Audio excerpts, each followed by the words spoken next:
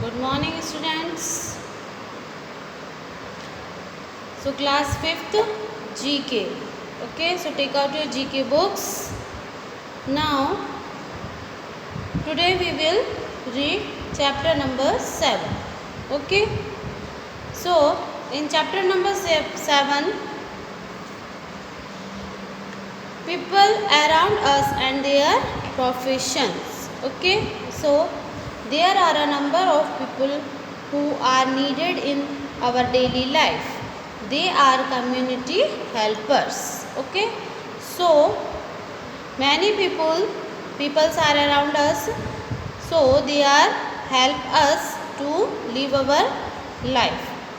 Okay, so look at the picture and solve the crossword. So here is given a crossword, like see this, okay, and here are given some pictures also, what they are working, what they call.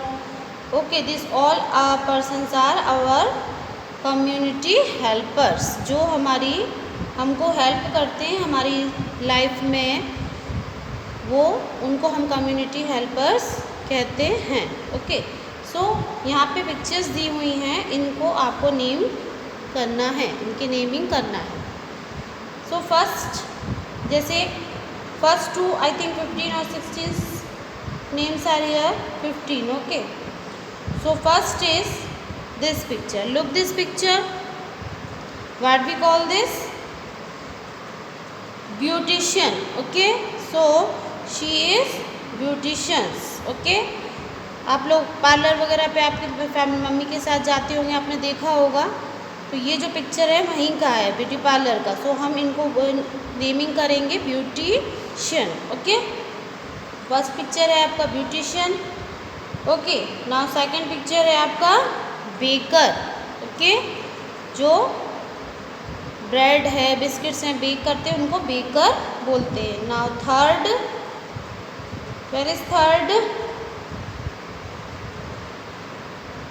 This. Okay, so who is this? Doctor. Okay, so like this you have to recognize the pictures and write their names. Okay, I think you know these things, or I will explain you. Okay, one time I will explain you, after that you can write. Okay, now fourth, this. Okay, like this who make meats and all, we call butcher. Okay, now this picture shows what? Nurse. She is nurse. Okay, and this picture shows teacher, and this pilot, and this pediatric. Okay, जो बच्चों का इलाज करते हैं उनको हम बोलते हैं pediatric. 10th, farmer. Okay, this picture shows engineer, singer, painter, vet, tailor, and cook. Who is cooking? We call cook. Okay, so like this you have to write the names here, and you have to fill this crossword also. Means number 1. Okay, here is written number 1. Which is number 1? This. So this spelling you have to write here like this. Okay, and now number 2. Where is number 2? This. Okay, so in this way you have to write second picture name. So this is. Okay, so you have to write here baker.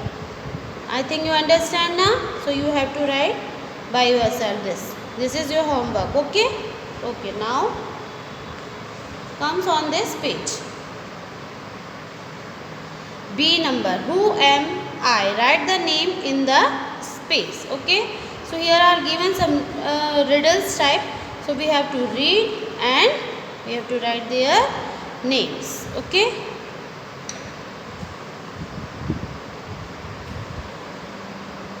so number 1, I prepare coffee in a coffee shop. Okay, जो coffee shop में कॉफ़ी बनाते हैं उनको हम बोलते हैं Barista.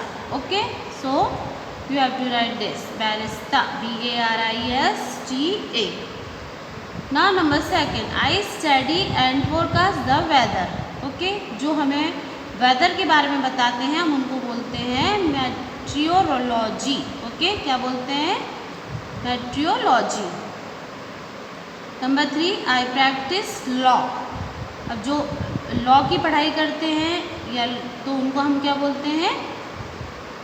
Lawyer, वकील। Okay, now number 4, I manufacture knifes and daggers. जो नाइफ्स और डैगर्स बनाते हैं उनको हम बोलते हैं blade Smith. Okay, 5th, I create dance routines for films and television. जो फिल्म और टेलीविज़न में डांस को सिखाते हैं करने के लिए उनको हम बोलते हैं choreographer. Okay, 6th, I make picture come to life using animation and graphic computer system.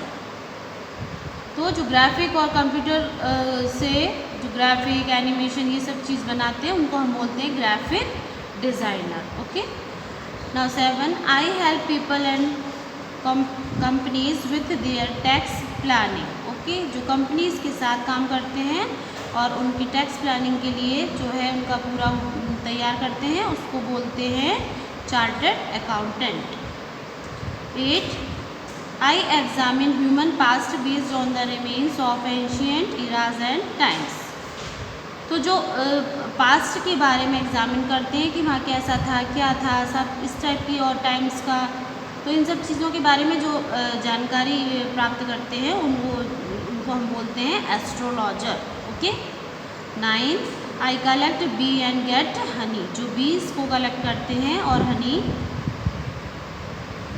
को कलेक्ट करते हैं उनको बोलते हैं bee keeper. Okay, 10th, I make jewellery with gold and other precious metals. ये तो सभी जानते हैं, ज्वेलरी बनाने को हम वालों को हम बोलते हैं ज्वेलर। ओके, सोनी जो हम अपनी आम भाषा में बोलते हैं सोनी, जो सोने चांदी के गहने बनाते हैं ना उनको हम बोलते हैं jeweller. And 11, I study on about plants. जो प्लांट्स के बारे में पढ़ते हैं, स्टडी करते हैं, उनको हम बोलते हैं botanist. Okay, so this chapter finished. So now chapter number 8. Now chapter number 8, types of pollutions. Okay, तो आज हम इस चैप्टर नंबर 8 में पॉल्यूशंस के बारे में पढ़ेंगे। In simple words, any act of process of making the air, water, soil, etc. Okay, dirty, unsafe or unsuitable for living beings is called pollution. Okay, means अगर हम सिंपल वर्ड्स में बोलें तो जो हम करते हैं या जो हमारे प्रोसेस में होता है उनको हम उनके द्वारा एयर, वाटर, सॉइल ये सब चीज़ों को जब हम डर्ट करते हैं, गंदा करते हैं, अनसेफ हो जाते हैं, हमारे लिए अनसूटेबल हो जाते हैं, हमारी लिविंग बींग्स के लिए, हमारी जीने के लिए, हमें सर्वाइव करने के लिए, तो जब ये सब चीज़ जो है पॉल्यूटेड हो जाता है उसको हम बोलते हैं पॉल्यूशन। ओके, यानी ये सब चीज़ जो है हमको हानि पहुंचाने लगती हैं तब उनको हम बोलते हैं pollution. Okay, pollutants are substances that contaminate our environment and rob the earth of its beauty। तो जो पॉल्यूशन है वो जो है हमारे इन्वायरमेंट को जो है हमारे इन्वायरमेंट को गंदा करता है और जो हमारे अर्थ की जो सुंदरता है उसको भी ख़त्म करता है। We humans in general are the main cause of pollution। और इन सब का कारण क्या है? हर चीज़ को पॉल्यूट करने का कारण क्या, कौन करता है पॉल्यूशन, कौन फैलाता है? ह्यूमन बींग्स मीन्स हम खुद ही अपनी जो नेचर है, जो अर्थ है, उसको हम पॉल्यूट करते हैं। Our responsible and insensible activities pollute our atmosphere and make it unsuitable for our own survival। ठीक है, हमारी ही जो गलत आदतें हैं, जो हम कोई चीज़ के लिए रिस्पॉन्सिबल अपने आप को नहीं मानते हैं कि हमको यह साफ़ सफाई रखना है, तो इस चीज़ को मानते हैं ठीक है गंदा है तो होने दो, हमें क्या करना है, तो ये होता है। तो हम खुद जब तक खुद रिस्पॉन्सिबल नहीं होंगे और जब तक हम खुद अपने आप को इस काबिल नहीं बनाएंगे, जब तक हमारा जो है इन्वायरमेंट, जो हमारा नेचर है, वो सब कुछ पॉल्यूटेड हो जाएगा। और अगर ऐसा होता है तो हम सरवाइव ऐसे पोल्यूशन में नहीं कर पाएंगे। Okay, there are 4 types of pollution. Pollution कितने टाइप्स के होते हैं? 4। Air, water, land and noise. Okay, air, water, land and noise. Let us learn about them. तो हम एक एक करके 4 पॉल्यूशंस के बारे में समझेंगे। एयर पॉल्यूशन, फर्स्ट हम समझेंगे एयर पॉल्यूशन के बारे में। So the air we breathe in made harmful for us by the release of industrial smoke, emissions from vehicles burning or garbage and dead plants in an open place. ठीक है, now जो हमारी factories होती हैं, industrial area होता है जहाँ बड़ी बड़ी फैक्ट्रीज़ होती हैं, कंपनीज़ होती हैं, तो उनमें जो भी जो प्रोडक्शन करते हैं उससे जो है हमारे vehicles, burning of garbages and dead plants in an open place, तो जो उससे धुआं हवा निकलती है वो जो है हमारी बॉडी के लिए, प्लांट्स के लिए, सब कुछ के लिए जो है वो बहुत हार्म करती है। ओके, और जो व्हीकल से भी जो कई बार जैसे बाइक है, 4 व्हीलर्स हैं, इनसे भी जो है धुआं निकलता है पीछे से उनकी जो है, तो वो भी हमारी बॉडी को हार्म करता है। तो इस टाइप के पॉल्यूशन को हम बोलते हैं air pollution. Okay, it can also be caused by nature's activities like forest fires, volcanoes, dust storms etc. अब ये तो हमने हमारे द्वारा जो बनाए हुए जो पॉल्यूशन एयर वो था, जो इंडस्ट्री है ये सब, लेकिन नेचर से भी हमको कई बार एयर पॉल्यूशन का सामना करना पड़ता है। जैसे फॉरेस्ट फायर, कभी कभी जंगल में आग लग जाती है तो उससे जो धुआं उठता है वो एयर पॉल्यूशन एयर को पूरा गंदा कर देता है। वॉल्केनोज होते हैं, ज्वालामुखी, डस्ट स्टॉर्म्स होते हैं, जो धूल का जो है ज़्यादा स्टॉर्म्स टाइप का हो जाता है ना जो, तो इस तरीके से जो ये सब नेचुरल चीज़ें हैं, इन चीज़ों से भी जो है एयर पॉल्यूट होता है। Okay, air pollution is increased considerably in recent years and has resulted in global warming। जो एयर पॉल्यूशन इतना बढ़ गया है कि कुछ सालों में ही बहुत ज़्यादा बढ़ गया है, तो इसका जो रिज़ल्ट निकल रहा है वो क्या निकल रहा है? Global warming. तो जो ग्लोबल वार्मिंग है वो यही है कि इस पॉल्यूशन से पूरा नेचर जो है, पूरा ह्यूमन बीइंग खत्म हो सकता है। In turn has increased the temperature of earth and also caused water scarcity. Okay, तो और अगर ये इसी तरीके से बढ़ता रहा तो हमारे अर्थ का जो टेम्परेचर है वो भी बढ़ता जाएगा और वाटर जो है वो उसकी हमको कमी आ जाएगी। Acid rain is also caused due to air pollution. Okay, so several diseases like cancer, asthma, skin infection and other respiratory disorders are the adverse outcomes of air pollution. तो एयर पॉल्यूशन जब होता है तो उनसे हमको कौन कौन से कॉजेज़ होते हैं, कौन कौन से डिसीजेज होते हैं?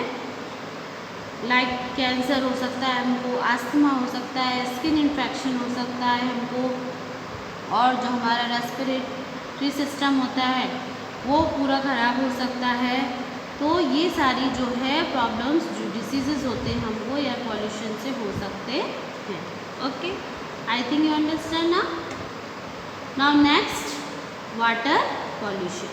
Okay, when industrial and household water and sewage etc are released into water bodies like lakes, rivers, sea or ocean without proper treatment for removing chemicals compounds from it, water bodies get contaminated. Okay, जब जो बड़ी बड़ी factories होती हैं, जो बड़ी बड़ी companies होती हैं, वो जहाँ पे हमारे यूज़ेस के लिए चीज़ें बनाते हैं, तो उनका जब वेस्ट निकलता है, इस तरीके का जो गंदा वाटर, जो गंदगी निकलती है, तो वो क्या होता है हमारे नदियों में, लेक्स में जाकर, समुद्र में, इन सब में, सीज में, इन सब में जाकर वो मिल जाता है। तो उसकी वजह से जो है हमारा वाटर पॉल्यूटेड हो जाता है। ओके, तो thus the water gets polluted and become harmful for human and animal consumption and for the marine life in it. अब इस तरीके से अगर वाटर पॉल्यूशन होगा तो वो हमारे लिए भी हार्मफुल है, क्योंकि हमको पीने का पानी साफ़ नहीं मिलेगा, और जो मरीन लाइफ है, जो पानी के अंदर जो एनिमल्स रहते हैं, उनके लिए भी वो बहुत ज़्यादा हानिकारक, हार्मफुल होगा। Okay, it is also caused by oil spillage, acid rain and excessive use of pesticides and fertilizer in agriculture. और इसी तरीके से ये सब चीज़ों से ही, इसी गंदे पानी से ही जो है हमारी जो है हम फर्टिलाइज नहीं कर पाएंगे कोई भी चीज़ को एग्रीकल्चर में। एग्रीकल्चर मीन्स खेती किसानी। खेती किसानी में भी अगर ये सब गंदगी जाएगी तो हम अच्छी चीज़ों को ग्रो नहीं कर पाएंगे। Diseases like dysentery, jaundice, typhoid etcetera are caused by water pollution. अब वाटर पॉल्यूशन से कौन कौन सी बीमारियां होती हैं हमको ये लिखा है, डिसेंट्री, जॉइंटिस, टाइफाइड, और भी तरह की बीमारियां जो है हमको पानी की पॉल्यूशन की वजह से होती हैं। ओके, सो हमको कभी भी नदी, तालाब, समुद्र, हम कहीं भी जाएं, हमको पानी को गंदा नहीं करना चाहिए। Okay, I think you understand. Now next, land pollution. So land pollution, human activities directly or indirectly deteriorated the earth's land surface and cause land pollution. Land pollution. Okay, अब हम लैंड पॉल्यूशन के बारे में इसमें पढ़ेंगे। तो जो हमारी खुद की एक्टिविटीज़ होती हैं, ह्यूमन लोगों की जो एक्टिविटीज़ होती हैं, वो डायरेक्टली या इनडायरेक्टली जो है हम अर्थ को पॉल्यूट कर सकते हैं, और अर्थ का जो है उसको हम अपना इन्हीं गलत आदतों की वजह से जो है पूरी अर्थ को हम ख़राब कर सकते हैं। ओके, तो उसके द्वारा फिर जो है लैंड पॉल्यूशन होता है। Thoughtless dumping of plastic bags, glass bottles, metals containers, excessive mining. Okay, तो इसमें इतनी सारी चीज़ें दी हुई हैं जिसकी वजह से लैंड पॉल्यूशन होता है। जैसे प्लास्टिक बैग्स को हम फेंक देते हैं कहीं भी, प्लास्टिक बैग का यूज़ करना भी जो है एक पॉल्यूशन है। ग्लास बॉटल्स जो होती हैं, ये मेटल कंटेनर, ये सारी चीज़ें जो हैं हमको प्रॉब्लम देती हैं, पॉल्यूशन को बढ़ाती हैं। ओके, हम चाय जहाँ फेंक देते हैं तो इनसे भी हमको जो है लैंड पॉल्यूशन होता है, फेस करना पड़ता है। एक्सेसिव माइनिंग, यानी जो खदानें होती हैं उसमें जो माइनिंग होती है वो, उनसे भी लैंड पॉल्यूशन होता है। Unnatural farming and industrialisation. Okay, तो जो अननेचुरल तरीके से जो फार्मिंग करते हैं वो, और जो मतलब फैक्ट्रीज, कंपनीज़ का गलत तरीके से उनको ज़्यादा बनाते हैं, तो इन सब चीज़ों से भी लैंड पॉल्यूशन होता है।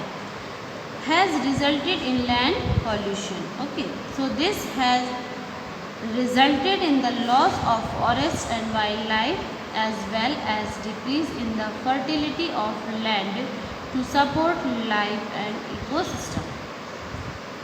अगर ये सारी चीज़ें ऐसी तरीके से हम करते रहे, पेड़ों को काटते रहे, ज़मीनों में हम जो नेचर है हमारा वो ख़त्म करके हम मकान बनाते रहे, कंपनीज़ बनाते रहे, फैक्ट्रीज़ बनाते रहे, तो जो ये इसका मतलब ये है कि हम जो नेचर है उसको हम हार्म कर रहे हैं, तो उसकी वजह से जो है हमको प्रॉब्लम्स आएंगी ही आएंगी। ओके, तो वो भी एक लैंड पॉल्यूशन का ही रूप है।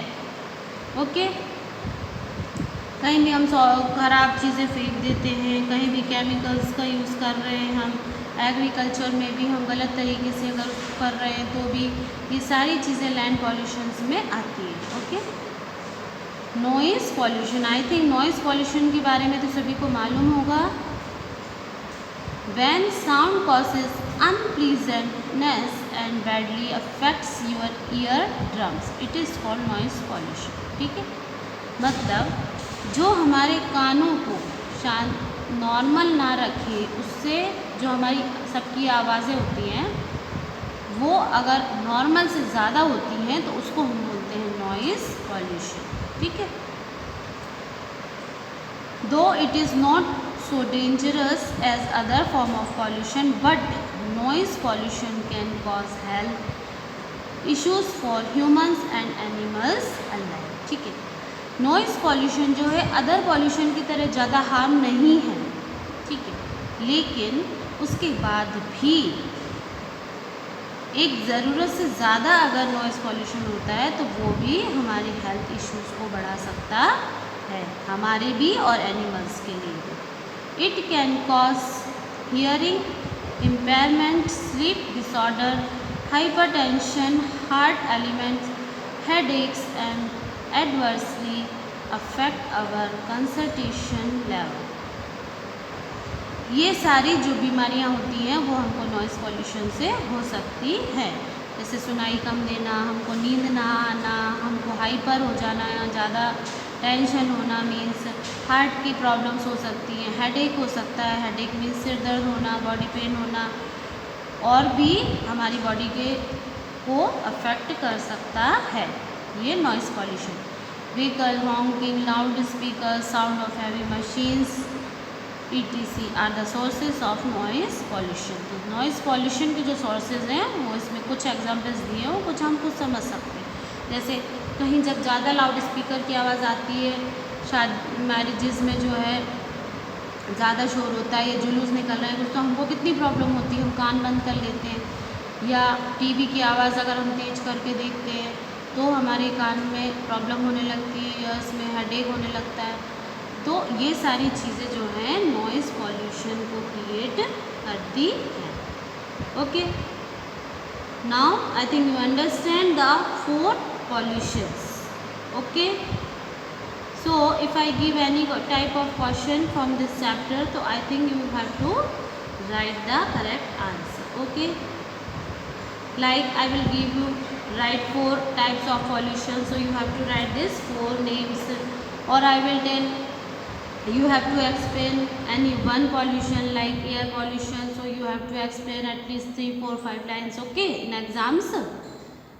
Now get right for them, so you have to do this thing by yourself, cross the thing that can pollute and tick the ones which can save our environment. Okay, so here are given many pictures, so you have to look these pictures and read the names and which things can pollute, so you have to put wrong, and which things can save our environment, so you have to put there tick. Understand ना, like diesel, XUV, ये 4 wheelers से भी हमको pollution बढ़ता है, तो यहाँ पे आपको रॉन्ग लगाना है। प्लकिंग फ्लावर्स गलत है, रॉन्ग। लाउड स्पीकर्स ये सब ओके, ये क्लॉथ वाले बैग, जूट वाले बैग यूज़ करना करेक्ट है हमारे एनवायरनमेंट के लिए। जो चीज़ें अच्छी हैं एनवायरनमेंट के लिए उसके लिए हमें टिक लगाना है, जो चीज़ नहीं है उनको हमको क्रॉस करना है। Okay, now next chapter number 9. Okay, so 9th chapter, the name is natural resources. In simple words, a natural resources is anything that is not man-made.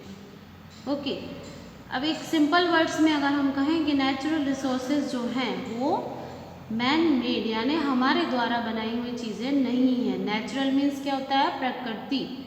Okay, तो जो नेचर हमको देती है और नेचर ही उन चीज़ों को बनाती है, तो हम उनको नहीं बना सकते।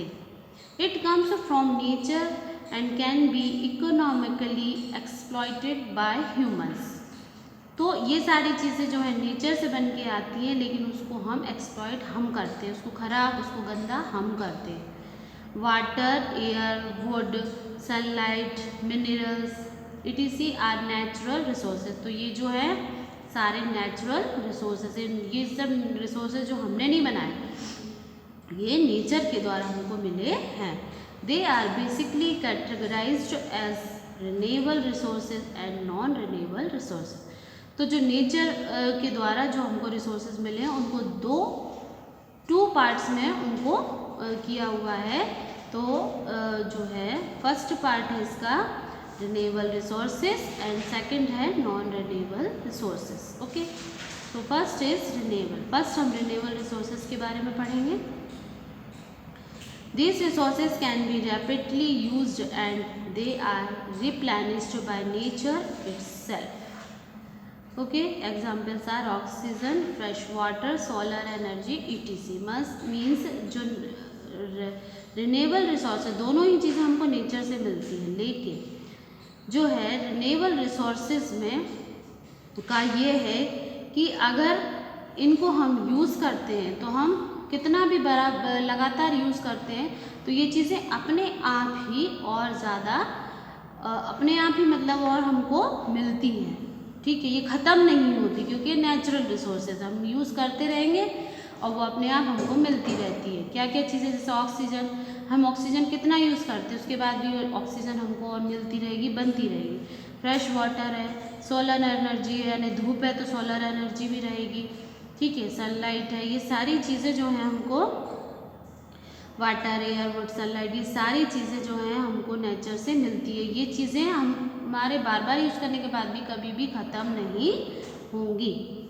सेकेंड है non renewable resources. This resources have finished supply and can not be easily replaced once they are destroy. मतलब नॉन रिन्यूएबल रिसोर्सेज जो होते हैं वो एक कम मात्रा में हमारे यहाँ पाए जाते हैं और अगर वो जो है डिस्ट्रॉय हो गए, ख़त्म हो गए, तो दोबारा से उनको बनाना मुश्किल है। और ठीक है, और इनका हम अगर इसी तरीके से यूज़ करते रहे तो भविष्य में जो है ये जो रिसोर्सेज हैं वो ख़त्म भी हो सकते हैं। That are extracted from the earth such as petroleum, coal and metals और अंडर दिस कैटेगरी। तो इस कैटेगरी में जो है नॉन रिन्यूएबल रिसोर्सेज में ये सारे चीज़ें आती हैं, पेट्रोलियम, कोल, मेटल्स। और ठीक है, ये भी हमको सब अर्थ से मिलता है, लेकिन हमको इसको थोड़ा सा अपने आप करना पड़ता है, थोड़ा सा उसको हमें चेंज करना पड़ता है, अपने तरीके से उसको बनाना पड़ता है। ठीक है, तो जो नॉन रिन्यूएबल रिसोर्सेज हैं वो एक हमारे यहाँ सीमित मात्रा में हैं। ठीक है, अब इसका हम ये जिस दिन ख़त्म हो गए तो हम इनकी जगह दूसरी चीज़ों को रिप्लेस भी नहीं कर सकते। अंडरस्टैंड ना? सो categorize the following energy resources and renewable or non-renewable. So here are given some pictures and names, and this two places also renewable and non-renewable resources. So you have to Find out this all the from these pictures and write here natural, renewable and non-renewable names. Okay, so you have to do this by yourself because I explain you both the things, so I think you understand. So you have to write the names here. Okay, now 10th chapter.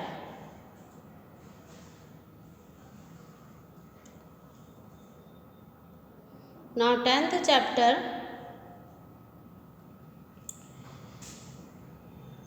Natural disaster. Okay, यहाँ हमने natural resources पढ़े थे, जो प्रकृति के द्वारा जो हमें उत्पादन चीज़ें मिलती हैं उनके बारे में. अब ये है नेचुरल डिज़ास्टर्स. ओके, तो nature is both benevolent and malevolent. When human disturb the ecological balance and disrupt its nature process, nature shows its ruthless side and causes huge loss and damage to human life and property. Okay, तो जो nature है वो हमारी जो nature है हमको वो दोनों तरह से होती है. वो हमारी भलाई भी करेगी, अच्छा भी हमारे लिए है, और वो बुरा भी है. ठीक है, तो अगर हम नेचर के साथ कुछ गलत करते हैं तो नेचर जो है वो बहुत ज़्यादा क्रूर होकर हमको हार्म भी कर सकती है. ठीक है, हमारी लाइफ को डैमेज कर सकती है और जो हमारी प्रॉपर्टी है उसको भी ख़त्म कर सकती है. ठीक है, नेचर में इतनी शक्ति होती है. Such drastic and sudden events caused by environmental factors are called natural disaster. Okay, तो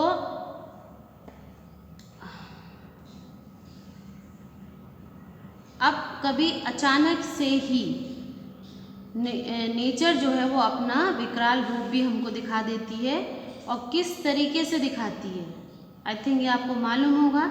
जैसे कि कभी बाढ़ आ जाना, सुनामी आ जाना, और अर्थक्वेक होना, जो है बर्फ़ का गिरना, एकदम से पूरा बर्फ़ का पहाड़ गिर जाना. ये सब चीज़ें जो हैं नेचर को अगर हम उसके तरीके से नहीं यूज़ करेंगे जो हमको मिलता है नेचर से, उसके अलावा जो हम उसको गलत तरीके से उसका यूज़ करेंगे तो फिर हमको ये सारी नेचुरल डिज़ास्टर को फेस करना पड़ेगा.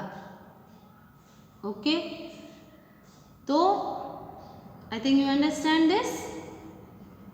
Like tsunamis, floods, avalanches and earthquakes are a few examples of such disaster. ये भी एग्जाम्पल आपको मैंने बता दिए थे. ओके, ये सारे एग्जाम्पल्स हैं हमारे नेचुरल डिज़ास्टर. प्राकृतिक आपदा, इसको हिंदी में बोलते हैं प्राकृतिक आपदा. ठीक है, जब होती है तो वो सब कुछ नष्ट कर देती है, हमारा घर, हमारा सब कुछ, हमको भी. ठीक है, तो बहुत कुछ फिर हमको उस समय जो है डैमेज का सामना करना पड़ता है. Understand? Test your knowledge by matching the words with their definitions. Okay, column A and column B. In column A, they are given the natural disasters name and their definitions. Okay, so we have to match them. So first is draw. So first answer is scarce rainfall. Okay, this is the correct matching. C number. First का C number. Now number 2, earthquake. So I think you know this earthquake. Yes, A number. A sudden shaking of the ground. भूकंप के बारे में तो सभी जानते हैं ना, पूरा हमारी धरती हिल जाती है, अर्थ हिल जाती है. Okay, so earthquake means a sudden shaking of the ground. So this is 2 number answer. Now number 3, flood. Flood, I think you know, बाढ़. Yes, a lot of water covering the land. ठीक है, बहुत सारा पानी भर जाता है तो तो उसको हम बाढ़ बोलते हैं। ओके, सो इंग्लिश में हम उसको फ्लड बोलते हैं। Fourth, tidal wave. Okay, so answer is D number, a huge और gigantic wave in the sea which cause destruction when it reaches the land. Okay, बहुत बड़ी बड़ी जो है समुद्र की लहरें होती हैं वो आती हैं, तो उससे हम जो है हमारे लैंड तक पहुंच जाती हैं, उससे बहुत सारा नुकसान भी होता है। Okay, now fifth, typhoon. Okay, so fifth is F, a fierce storm which with very strong winds। बहुत तेज़ जब हवा चलती हैं पूरे उसके साथ, वेव के साथ, तो वो जो है वो हमारे हार्मफुल होती हैं। Now sixth, volcanic eruptions. Okay, now sixth, E number, a hot liquid lava bursting out from the अर्थ। तो वॉल्केनो जो होता है उसको हम क्या बोलते हैं हिंदी में? ज्वालामुखी। ज्वालामुखी की बारे में, उसके अंदर से जब वो फटता है तो उसके अंदर से बहुत ज़्यादा गर्म लावा निकलता है और अर्थ के अंदर से, ठीक है, तो उसको हम बोलते हैं volcanic eruptions. Now seven, forest fire. So H, unwanted fire that spreads quickly in the forest. ठीक है, यानी कि जब जंगलों में आग लग जाती है ना, बहुत ज़्यादा फैलती जाती है, बहुत सारे जंगल जो हैं उसके फॉरेस्ट जो हैं पूरे आग में जल जाते हैं, उसको बोलते हैं फॉरेस्ट फायर। 8, साइक्लोन।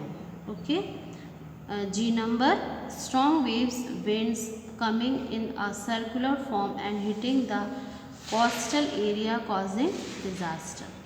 जब बहुत ज़्यादा ताकतवर जो है हवाएं चलती हैं और एक सर्कुलर फॉर्म में चलती हैं, तो वो जो हमारे कोस्टल एरियाज़ हैं उनको हार्म करती हैं, तो उसको हम साइक्लोन बोलते हैं।